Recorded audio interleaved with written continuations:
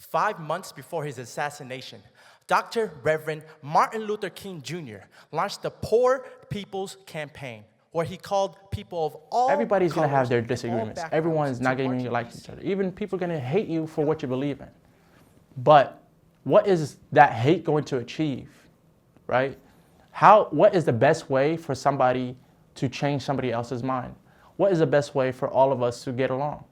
And I think the key thing is to have a conversation. This is a colorblind policy, and when you're offering it to everyone, that doesn't help the people who have structural barriers for them accessing those policies. Sometimes it's important to just sit and listen to a debate to find a viewpoint that you find most represents you.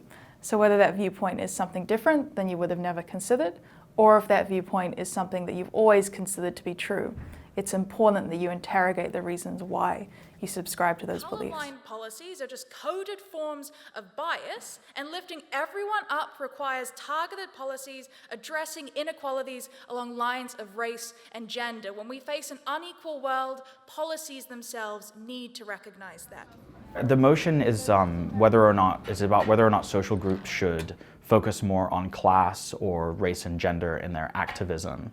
And while obviously there isn't an absolute binary choice between those two things in the real world, I think it's super helpful to think about those issues in terms of arguments and try to understand the different ways that those aspects of our society interact with one another. We tell you that racism is a product of class-based racialization, that is to say a product of structures of power, creating a narrative around people as being fundamentally different from one another in order to pit them against each other and hold on to power. At that point, it is not a fundamental sense of in-group, out-group racial dynamics that exist at the core of what people believe, but it is a historical narrative that pits them against each other that is causing them to behave in the way. I think today's event is to get people thinking about activism and certain things that affect our communities and just general political, cultural awareness of what's going on.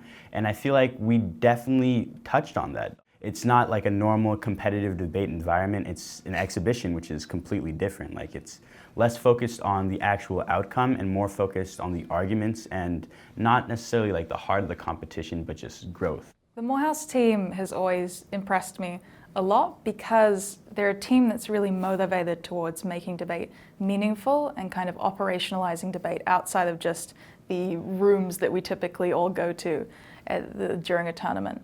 So they're really focused on making the words they say matter, both inside of a debate round and also outside of a debate round, which I think is the end goal of debate in general.